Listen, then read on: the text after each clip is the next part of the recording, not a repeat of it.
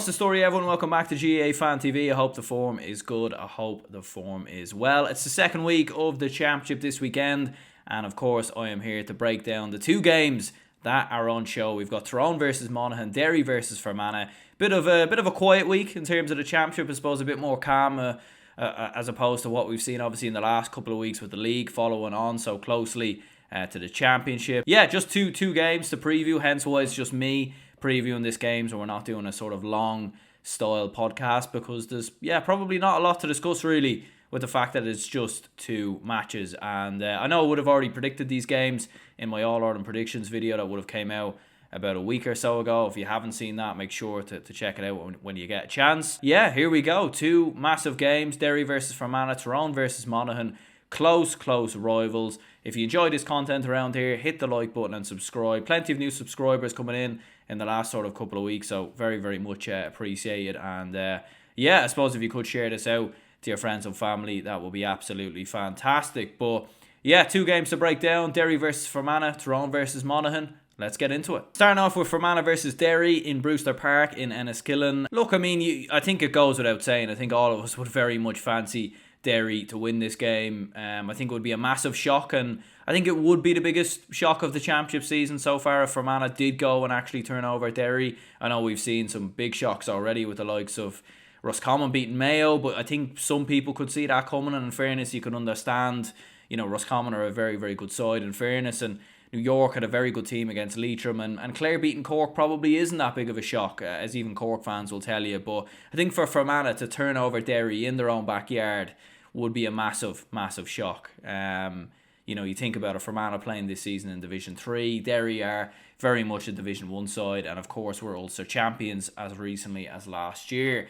What's interesting though is Derry will go into this game with a couple of injuries. Chrissy McCaig is still out. We'll see what's going on with Conor Glass. Rumours that he mightn't be available as well. So they're two big losses. And Kieran McFell, who of course has come back from the States from what we believe.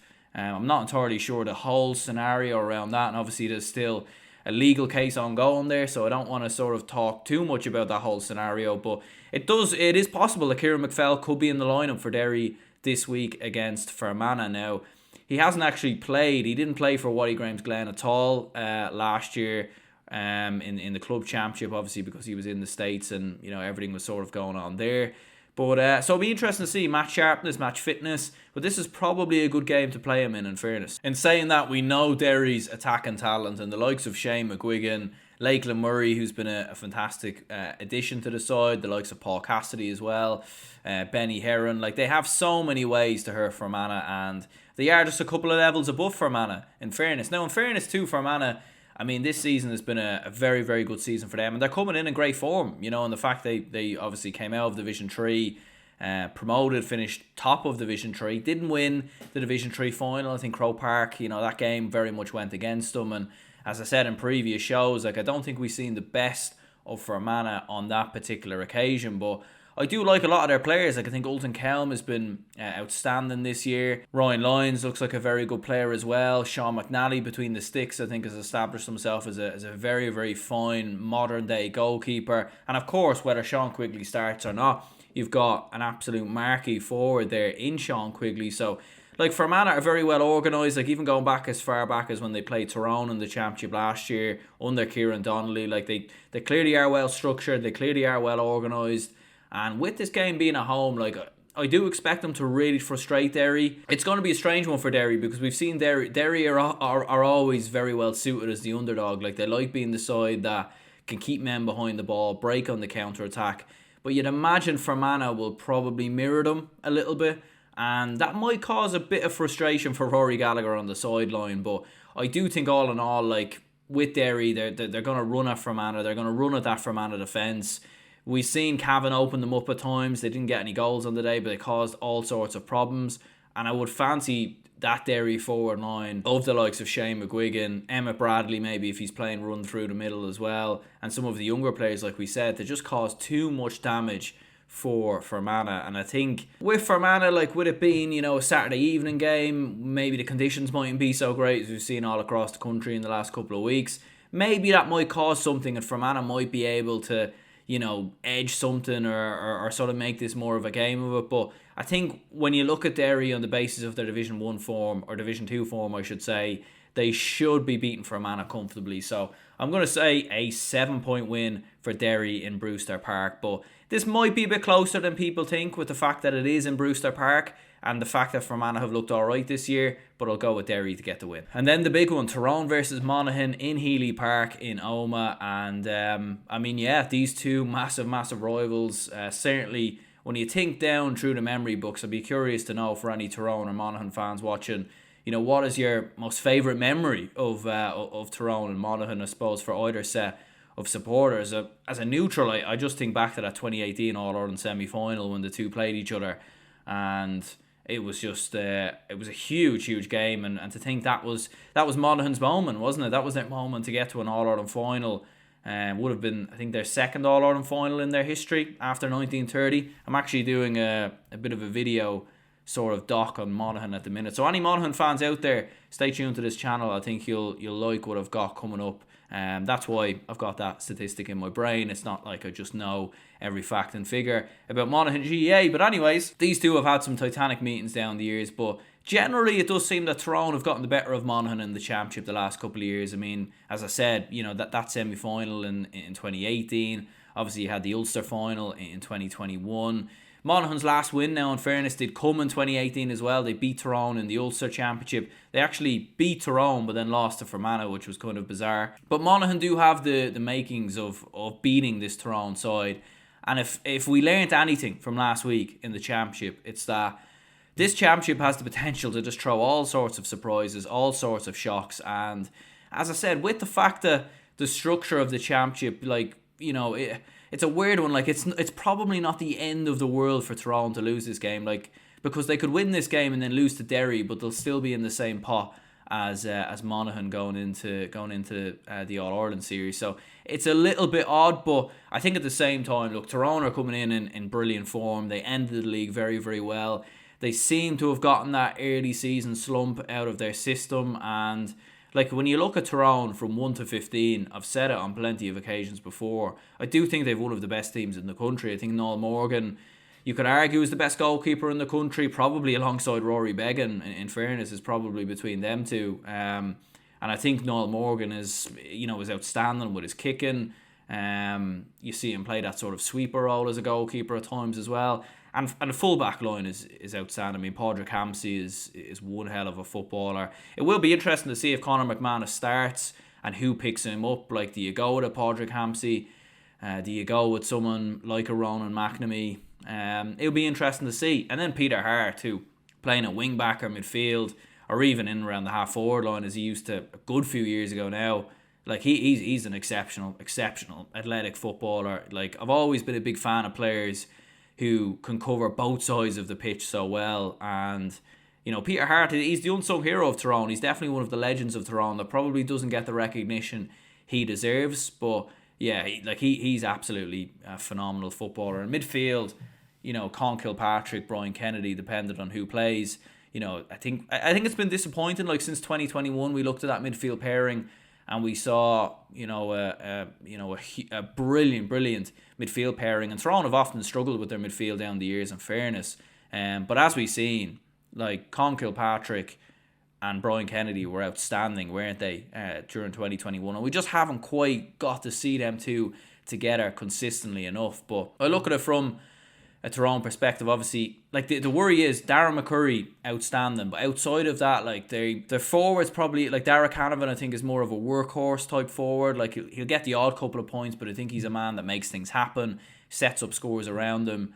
He's not going to be a man to score 7, 8, 9 points in a game, in fairness. Cathal McShane, we haven't probably seen the best of at times since his injury, in fairness, and that was a very tough injury to bounce back from.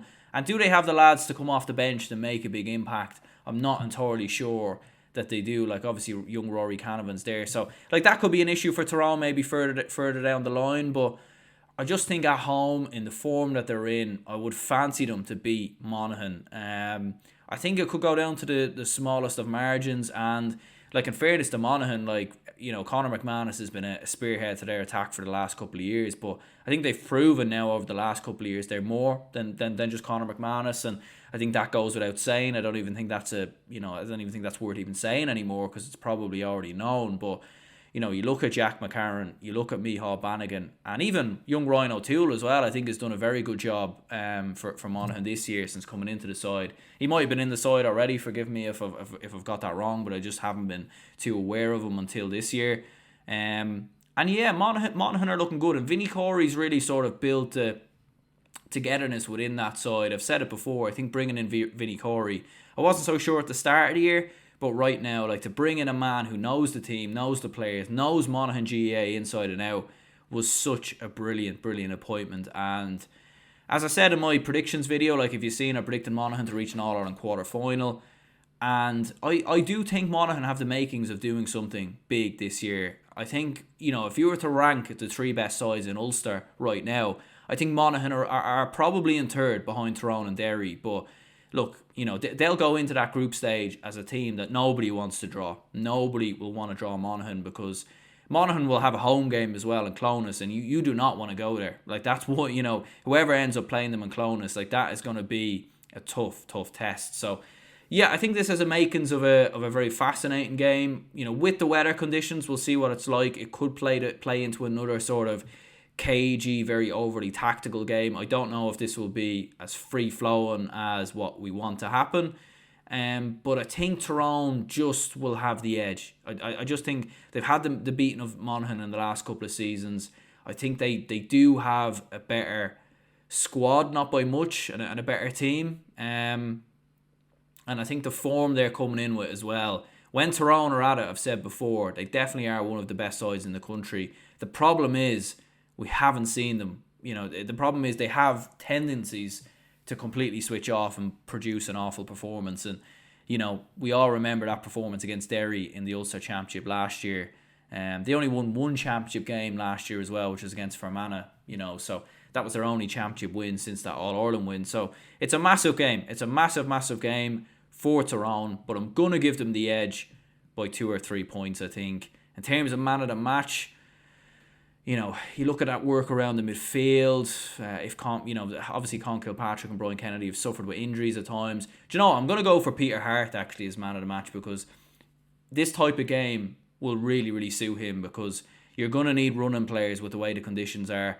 You're going to need, players and you're going to need great defenders as well. You're going to need someone who's going to offer something in attack, setting scores up, putting balls over the bar, or creating goal chances as well, but also doing that work at the back in terms of getting challenges in and interceptions and everything else. So I'll go with Tyrone to narrowly get the victory by 2 or 3 points. And as I said, I fancy Derry to get the better of Fermanagh as well. But do let me know your opinions in the comments down below. For any Monaghan or Tyrone fans, let me know in terms of matchups, how could you actually see this game going. I was kind of thinking of that before the preview, and Conor McManus is obviously an interesting one. Obviously with Conor McManus, he's he I think it goes without saying that he definitely has aged quite a bit over the last couple of years. Probably doesn't offer the same type of threat as to what he did maybe 4 or 5 years ago, but be interesting to know Monaghan fans' perspective on that. Does he start? Does he come off the bench? And yeah, how do you go? And maybe from a Tyrone perspective, for their defence, they need to be looking at someone like a Jack McCarron, or even a Micheál Bannigan as well, who's been very impressive for Monaghan this year, in fairness. So yeah, let me know your opinions, your comments down below. As I said, gonna go with a Tyrone 3-point win, Derry by 8 points, and there will be match reactions out for both games. I think Tyrone Monaghan is on RTE, and I think the Derry Fermanagh game is on BBC Sport Northern Ireland, which can be a bit of a nightmare trying to watch that game, because on GAA Go it says it's not available in Ireland, and then when you go on BBC Northern Ireland it says it's not available in Ireland, so it's a bit of a nightmare. I managed to watch the Armagh Antrim game via a VPN, which was a little bit annoying to say the least, but yeah, be reactions out for both of those two games. And I will be doing a watch long for Tyrone versus Monaghan as well, if all goes well. So yeah, make sure to tune into that, hit the like button and subscribe, and I'll see you all later.